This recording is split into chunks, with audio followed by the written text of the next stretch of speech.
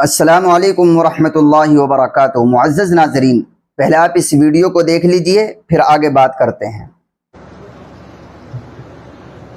حضور صاحب سجادہ زندہ باد، حضور صاحب سجادہ زندہ باد، جناب ابوالعلائی زندہ باد، جناب ابوالعلائی زندہ باد، جناب ابوالعلائی زندہ باد، شہزادہ جہانگیری زندہ باد، شہزادہ جہانگیری زندہ باد، شہزادہ جہانگیری زندہ باد، شہزادہ جہانگیری زندہ باد، حضور صاحب سجادہ زندہ باد، حضور صاحب زندہ باد، حضور صاحب سجادہ زندہ باد، بدر الاولیاء سرکار زندہ باد، بدر الاولیاء سرکار زندہ باد، فیضان حضور سلطان الاولیاء زندہ باد، فیضان حضور عزیز الاولیاء زندہ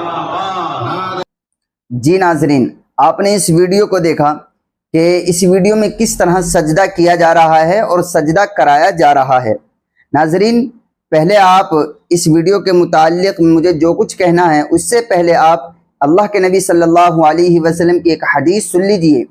حضرت عائشہ صدیقہ رضی اللہ تعالی عنہ امی جان فرماتی ہیں کہ ایک مرتبہ رسول اللہ صلی اللہ علیہ وسلم کی مجلس میں مہاجرین اور انصار دونوں صحابہ، یعنی ہجرت کرنے والے مہاجرین صحابہ بھی اور انصار صحابہ بھی دونوں موجود تھے کہ اسی مجلس میں ایک اونٹ نے اللہ کے نبی صلی اللہ علیہ وسلم کو سجدہ کیا۔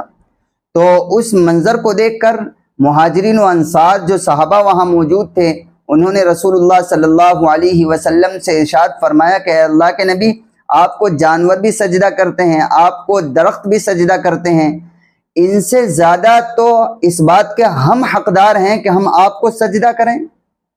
بھائی جب جانور آپ کو سجدہ کرتے ہیں، جانور جھکتے ہیں، درخت بھی آپ کے سامنے جھکتے ہیں، تو ان سے زیادہ تو ہم اس بات کے حقدار ہیں کہ ہم آپ کو سجدہ کریں۔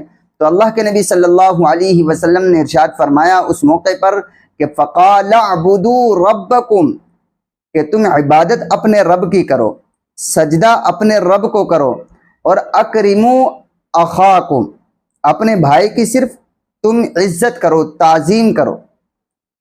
آپ اس حدیث کو دیکھیے اور اس ویڈیو کو دیکھیے۔ اگر اس کائنات میں ہم نے مانا تعظیمی طور پر بھی اگر سجدہ درست ہوتا، کسی کے قدموں میں اپنا سر رکھنا درست ہوتا، تو اس بات کے سب سے زیادہ مستحق اللہ کے نبی صلی اللہ علیہ وسلم تھے، اور صحابہ جو اللہ کے نبی صلی اللہ علیہ وسلم کی عزت توقیر کرنے میں کوئی کسر نہیں چھوڑا کرتے تھے۔ وہ کیسے پیچھے رہ جاتے اس بات سے کہ وہ آپ کے قدموں میں اپنی پیشانی نہ رکھتے۔ صحابہ تو رکھ دیتے، لیکن اللہ کے نبی صلی اللہ علیہ وسلم نے جب اپنے ہی لیے منع کر دیا کہ فَقَالَ اعْبُدُوا رَبَّكُمْ، تم عبادت اپنے رب کی کرو، اعْبُدُوا رَبَّكُمْ، اور اپنے بھائی کی اکرموا اخاکم، اپنے بھائی کی صرف تعظیم کرو، سجدہ مت کرو۔ تو پھر آج کے ایرا غیرہ نتو خیرہ کو سجدہ کرنا، اس کے قدموں میں اپنی پیشانی رکھنا، اپنا سر رکھنا، یہ کہاں سے کیسے درست ہو جائے گا؟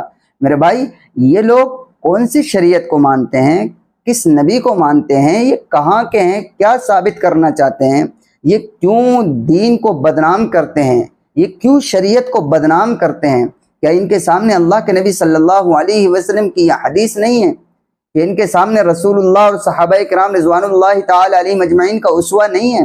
صحابہ کرام کے اقوال نہیں ہیں؟ یہ صحابہ کرام نے رسول اللہ صلی اللہ علیہ وسلم جیسی عظیم اور اللہ کے بعد سب سے بابرکت ہستی، سب سے بڑی ہستی کے ساتھ کس طرح زندگی گزاری ہے، وہ نظر نہیں آتا؟